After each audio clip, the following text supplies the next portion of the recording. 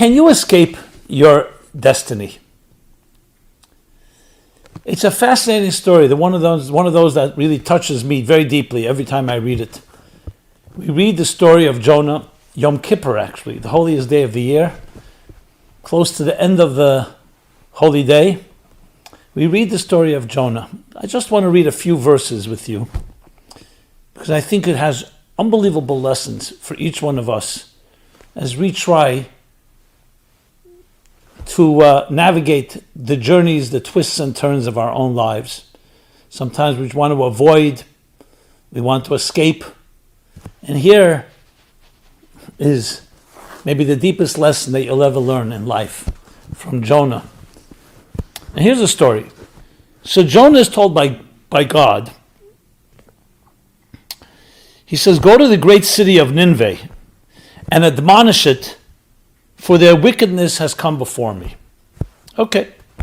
Now Jonah was a prophet, commanded by God, but Jonah refuses to go.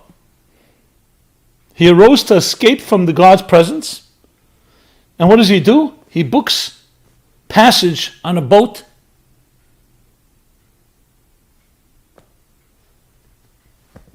thinking he can escape God and escape his mission. The story continues that God brought on a mighty storm, a wind over the sea and a fierce storm, and the ship began to totter, seemingly about to break up. The sailors were frightened, and they cried, and each one cried out to his God.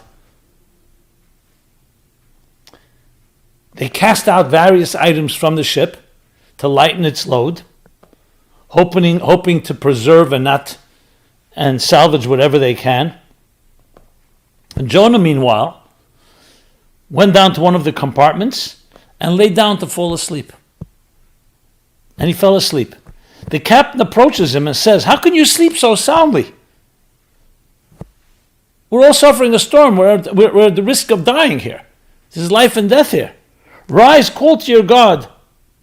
Perhaps your God will think favorably so that we will not perish.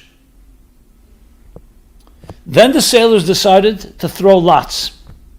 Let's cast lots, because they believed that they could figure out with lots where this misfortune is coming from. And who did it fall on? Jonah. So they said to Jonah, they confronted him, they said, tell us.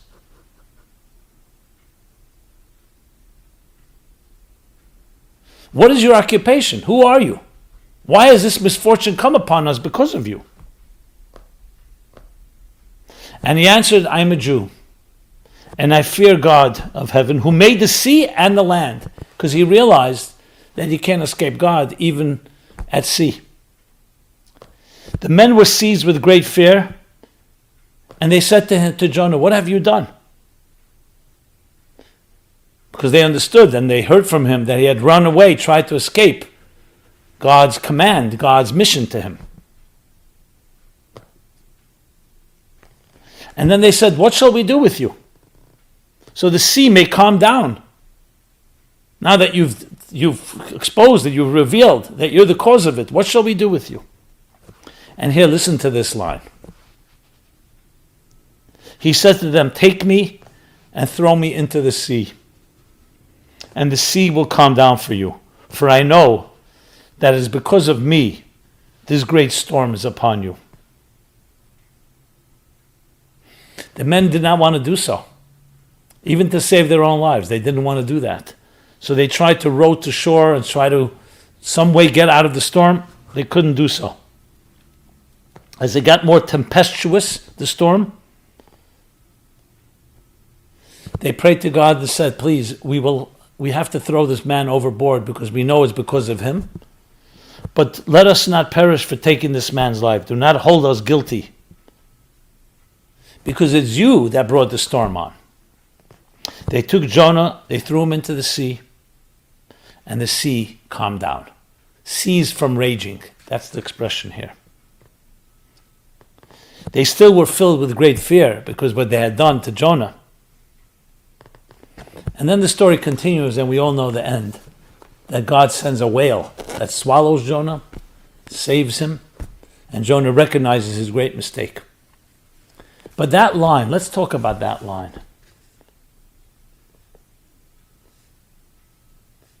I know that because of me, this great storm is upon you. We all have our destinies in life. We're all sent to this world on a mission. Don't ever forget that. Whether we ignore it, whether we embrace it, whether we're distracted, we have a mission. And there will happen not only once in our life, but at least once in our lifetime, when you will be called upon to serve. You'll be called upon to do something. And something you're uncomfortable with doing. And what do we do when we're uncomfortable? We try to avoid it. Some of us procrastinate, some of us delay, some of us ignore, some of us write our own narratives. We all have our ways of escaping our calling. But remember, it's your destiny, and it's your gift. It's not just responsibility, it's a blessing. It's a statement saying you need to accomplish something with your life that no one else can accomplish but you. And the very world itself will make sure that you live up to your calling. So Jonah goes onto the boat. We all go onto our boats. I'm going on vacation. I'm going on a safari, on a siesta. I'm going to find a way to numb my existential pain in life, or other things that we do to keep ourselves comfortable. And we think we can escape our destiny. You can never escape your destiny. Whether you're at sea or land, physically or figuratively, it will come back to haunt you. You can run, but you can't hide. We all love that line in Hotel California. You can check out, but you can never leave. Because we have our calling. And one way or another, the cosmos themselves, nature, will all, I don't like the word conspire, but they will all work together to make sure that you remember. So we like to go to sleep and ignore the whole thing. Why did Jonah go to sleep? Everybody's frantic. A ship is about to capsize. Because he wanted to escape it all. The same reason he ran away in the first place. The people, they're sensitive. They could have easily said, here's a Jew, throw him overboard, who cares? No, they did not want to take a life. They understood there's a bigger story going on here. But it's Jonah that realizes, he says, the only way you'll protect and save yourself is if you throw me overboard. Because of me, this raging storm is happening to you.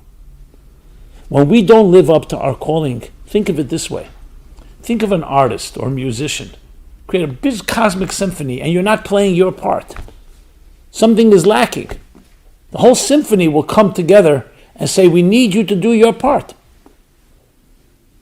Because of me, this raging storm has happened. Things will happen in our lives and other people's lives. It's not a threat. It's not a punishment. It's just a reality. On the contrary, it's because of our great gift. It's because of how much we can contribute to life. So the sea itself rages.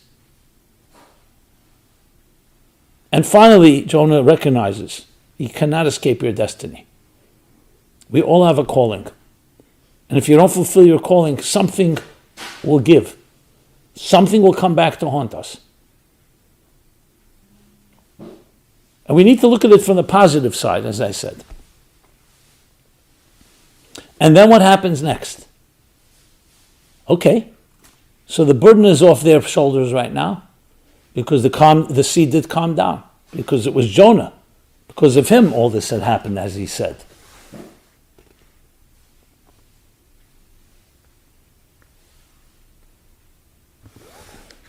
So the storm calmed down.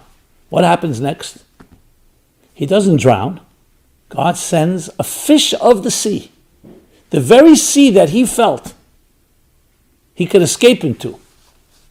I think that the God is not there. His destiny is not there. That very sea has a whale. And that whale comes to save Jonah. And he realizes that. He realizes that it's actually protecting him. And ultimately will spit him out onto land to continue on his mission, which he does do, ultimately. And what's the story connected to Yom Kippur, connected to this time of year, connected in general to our lives? It's the story of forgiveness. It's the story of hope regained after loss. It's the story of love reclaimed after it was severed, after it was betrayed. It's the story of reconnecting to our very calling after we've betrayed ourselves. That there is always hope. But a few things are necessary: that we wake up, that we recognize that our calling is always going to demand from us to rise to the occasion, and you can never escape it.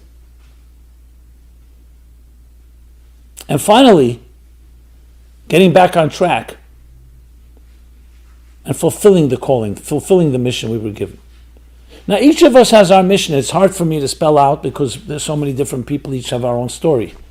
But think about the things in your life. What do you think is your calling? What do you think is your mission? And if you've never thought about it, maybe now is a good time to do so. And how distracted have we become from our calling? I will tell you this: the calling is always connected to serving, to helping, to giving, to illuminating, to warming the world around you with your unique energy, with your indispensable strengths. That's always a given. What those strengths are, you need to identify. So then ask yourself, so how far have you wandered? How far have you wandered away from your destiny, from your calling? And we get distracted by anything. We live in a materialistic world. We can get distracted by money, by our job, by sexuality, by our pleasures, by our desires, by temptations, all kinds of forces that seduce us. Some are nice, some are important, but a lot of it is actually the means to an end. The end is the calling. Are you living up to the reason you're here? And if you're not, all those voices within you, all the reasons we seek some form of relief, whether it's going to therapy, whether it's addictions, whether it's the fears and insecurities, these are all the storms that are created because we are not living up to our calling. You take a machine, a computer, a smartphone, an appliance, and you don't use it what it needs to be used, ultimately it'll break down and you probably destroy it. Here it goes a step further. It won't get destroyed. It will keep talking back to you and saying, you're not living up to what you need to live up to. Do something about it. So it may be a storm in the form of a physical storm, it may be a spiritual storm, it may be a psychological and existential storm. But we will all have some consequence because it's your very calling that behooves you, that beckons you to do something about it. And it's actually our inner spiritual immune system that is saying, hey, wake up. If God forbid something is physically wrong medically with a human being, you want to know about it. You want a red light to go on. You want pain. Even though nobody wants pain, but pain is a warning signal that something has to be done. Imagine we didn't feel pain and our nerves were all numbed. What would happen? It would be the worst possible scenario. So what we need to know is look for the signs.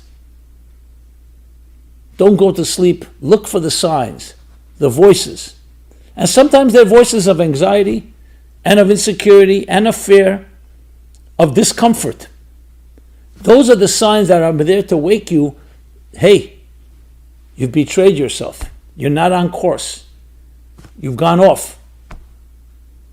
So it's actually those signs that we hate most that are the ones that are really our lifesaver. And don't be afraid, because the very sea that was raging ends up saving him. A whale will be sent your way, most likely not a physical whale, but some person, some experience, some encounter will come and redeem you. I remember an individual years ago coming to my classes. And he was a very interesting person, very intelligent, very handsome young man. He had money, he had whatever he wanted, to be honest. And he was quite busy with his own indulgences. And he went off, he told me he went on vacation to Hawaii. Where he indulged every year, few times a year. He had his girlfriends there, he had whatever he had there. Yeah, I think he had a second home there. Anyway, what do you think happens? He's at a party, an event one evening, and suddenly someone comes over, announces, are there any Jews in the room? You have to be Jewish. Yeah, I'm Jewish. We need a minyan.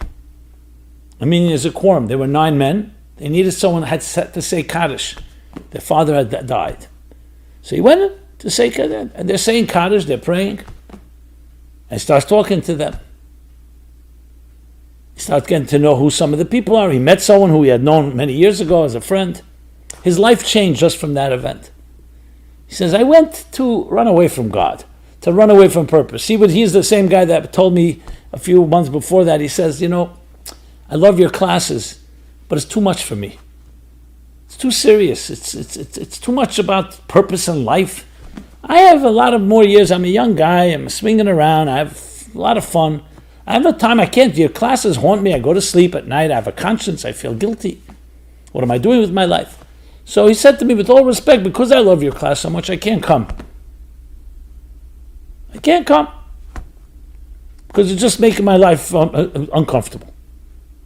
I smiled, Several months later, he shows up one evening, and I said, without mentioning names, I said, there's someone who actually made me feel great because I'm making him miserable.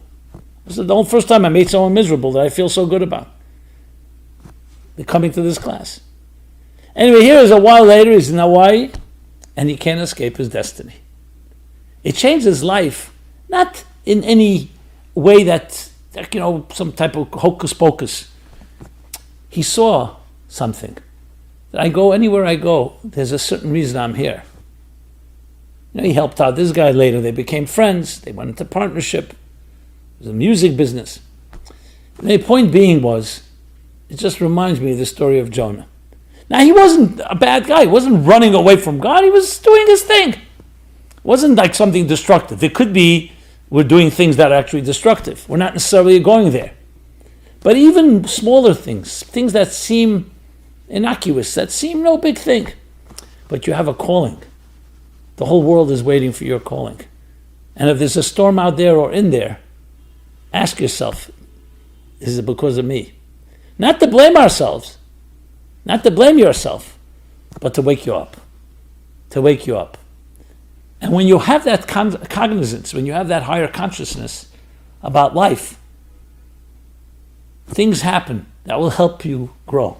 Yes, a whale will come. Somewhere, something will help you, propel you, will help you move forward and navigate properly. Because it is about higher consciousness. Jonah was escaping a higher state of consciousness.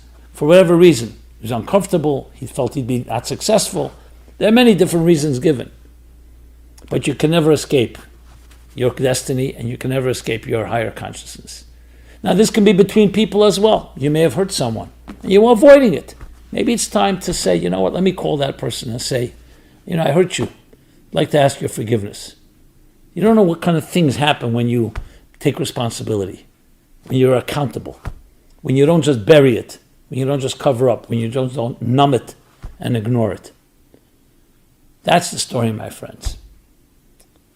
So I hope each of us can use this story of Jonah and the whale, as an opportunity of how to reclaim our destiny, to reclaim your calling, to reclaim your greatest gift, the reason, raison d'être, the reason that you are here.